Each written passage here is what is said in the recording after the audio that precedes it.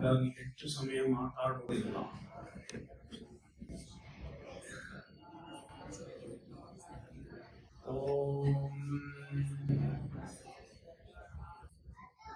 ದೃಷ್ಟಾಂತೋ ನೈವ ದೃಷ್ಟಸ್ತ್ರಿಭುವನ ಜಠರೇ ಸದ್ಗುರೋರ್ಜ್ಞಾನದಾತುಃ ಸ್ಪರ್ಶಶ್ಚೇತ್ತತ್ರ ಕಲ್ಪ್ಯಃ ಸನಯತಿ ಯದಹೋ ಸ್ವರ್ಣತಾಮಶ್ಮಸಾರಂ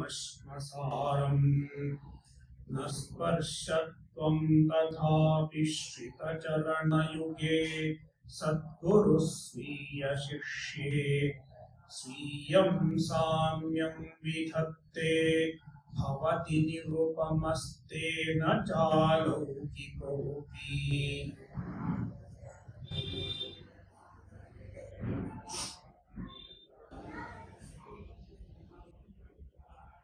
ಸಂಸ್ಕೃತದಲ್ಲಿ ಒಂದು ಮಾತಿದೆ,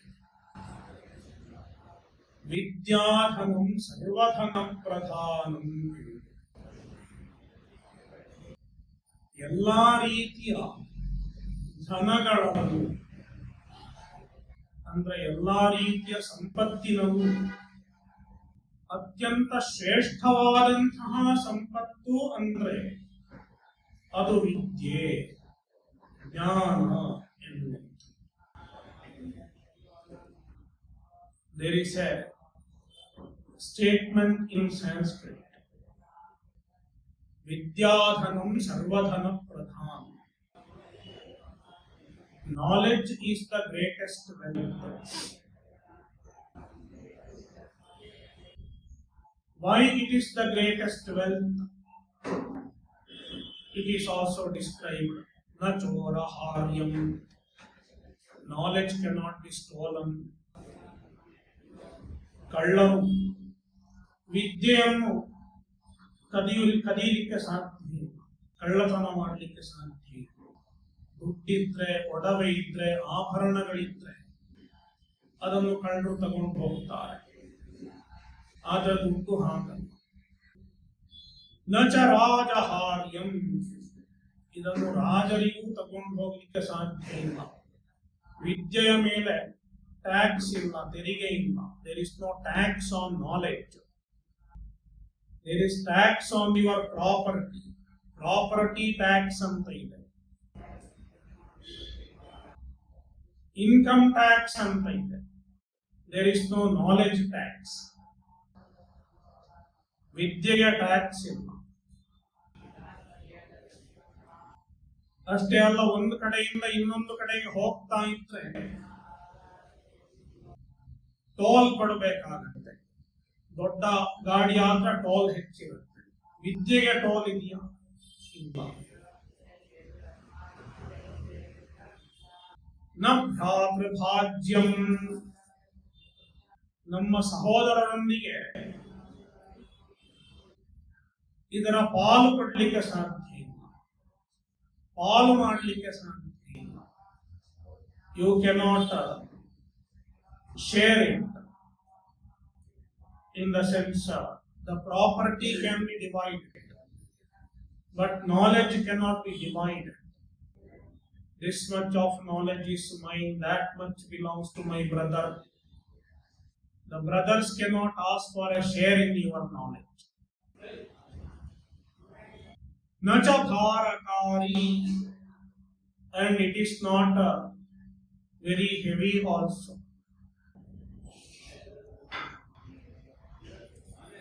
ಬೇರೆ ಏನಾದ್ರೂ ಸಂಪತ್ತು ಇದ್ರೆ ಅದು ಭಾರ ಆಗುತ್ತೆ. ಒಡವೆ ಹಾಕೊಂಡ್ರೆ ಭಾರ ಅನ್ಸುತ್ತೆ ಕೆಲವು ಸಲ, ಸ್ತ್ರೀಯರಿಗೆ ಹೆಚ್ಚು ಗೊತ್ತಿಲ್ಲ.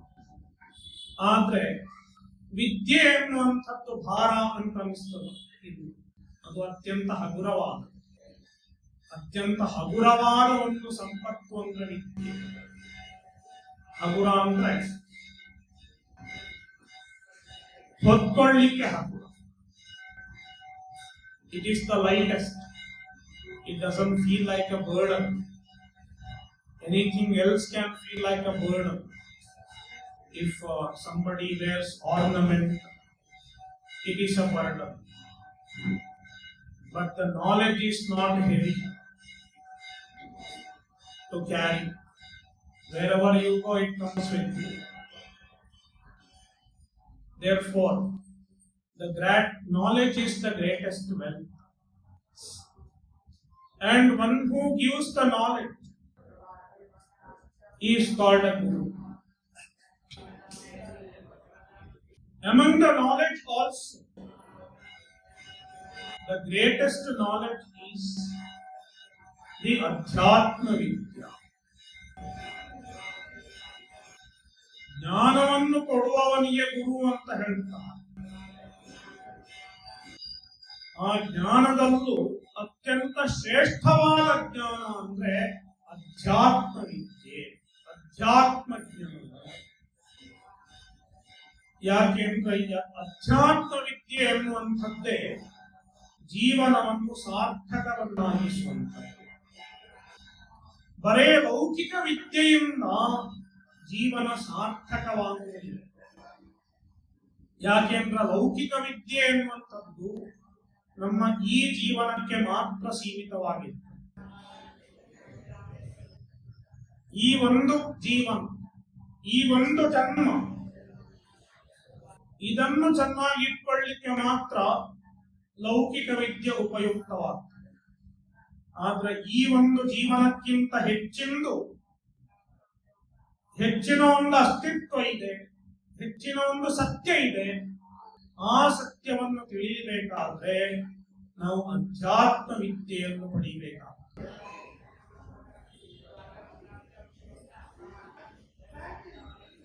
The Laukika Vidya is the worldly knowledge, worldly wisdom.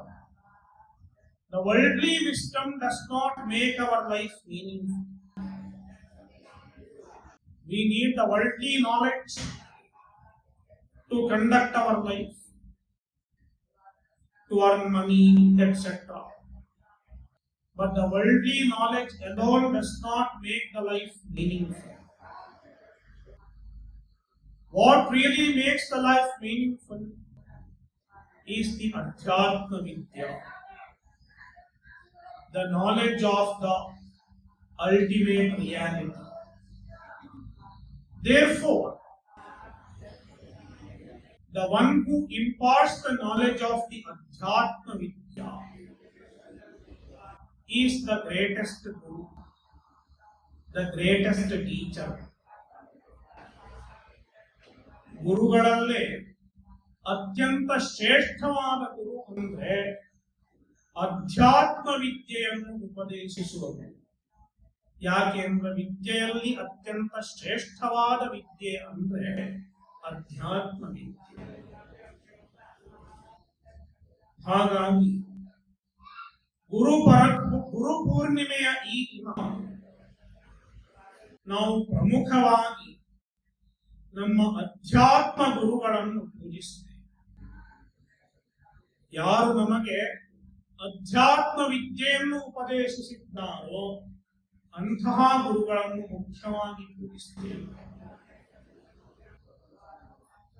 Therefore, on this occasion of Guru Purnima, we worship the Guru who has imparted us or who is imparting us the Adhyatma Vidya, the knowledge of the ultimate reality, the knowledge of Brahman, the knowledge of the Atma.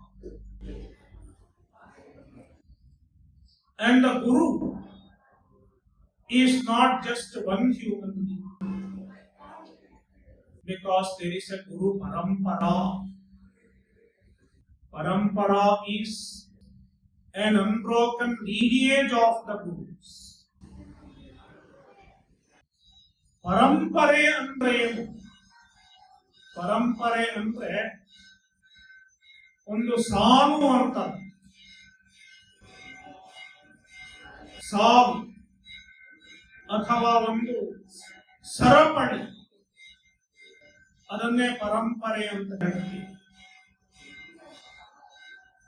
ಹೇಗೆ ಒಂದು ದೀಪದ ಸಾಲು ನೋಡಿ, ಕೆಲವು ಕಡೆ ಏನ್ ಮಾಡ್ತಾರೆ ಅಂದ್ರೆ ಒಂದು ದೀಪದ ಸಾಲು ಇರ್ತದೆ, ಆ ದೀಪದ ಸಾಲಿನಲ್ಲಿ ಪ್ರತಿಯೊಂದು ದೀಪವನ್ನು ಹೇಗೆ ಹಚ್ಚಬೇಕು ಅಂದ್ರೆ ಮೊದಲು ಒಂದು ದೀಪವನ್ನು ಹಚ್ತಾರೆ, ಆಮೇಲೆ ಈ ದೀಪವನ್ನು ಹಿಡ್ಕೊಂಡು ಇದರಿಂದ ಇನ್ನೊಂದು ಮುಂದಿನ ದೀಪವನ್ನು ಹಚ್ತಾರೆ, ಆಮೇಲೆ ಮುಂದಿನ ದೀಪದಿಂದ ಅದಕ್ಕಿಂತ ಮುಂದಿನ ದೀಪವನ್ನು ಹಚ್ತಾರೆ.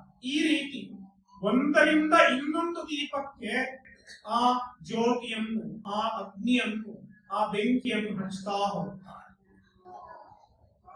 ಇದಕ್ಕೆ ಹೆಸರು ಪರಂಪರೆ, ದೀಪ ಪರಂಪರೆ ಅಂತ, ದೀಪದ ಸಾಲು.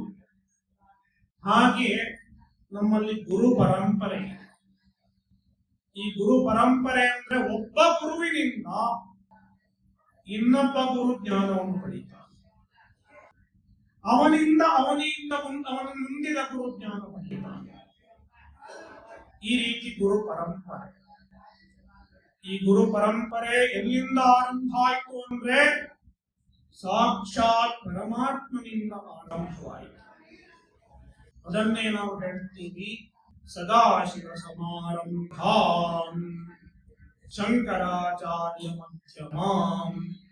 The guru parampara, the unbroken lineage of Gurus began with Sadashiva himself, began with the Paramatma himself, with the Ishvara himself. Ishvara came in the form of Dakshinamurti. That is why we worship the Dakshinamurti form of Shiva in the Guru Parampara. And then he taught to his Shishyas, Sanaka, Sanandana and others. And they taught to their Shishyas, they taught to their Shishyas. Likewise, in between there were some Gurus whom we know, but many Gurus are unknown. In between there were many. We don't know all of them, we don't know all their names, because this parampara has started right in the beginning of the Srishti, right in the beginning of creation. And then it came to our Guru. And from my Guru I got the Jnana. And from me a few others are getting the Jnana. That is the Guru Parampara, the lineage of the Gurus. And on this occasion, we worship the entire Guru Parampara. Therefore, I pray on this occasion to the Guru Parampara to bless all of us with the knowledge and also make us follow the path of Dharma, because without Dharma the life is meaningless. Dharmena heenam natu shobhate na shobhate jeevitam. Without Dharma the life is meaningless. And without Dharma the Atma Jnana is not possible. Therefore, another role of the Guru, another important role of the Guru is to teach Dharma and also to inspire the people, inspire his Shishyas to follow the path of Dharma.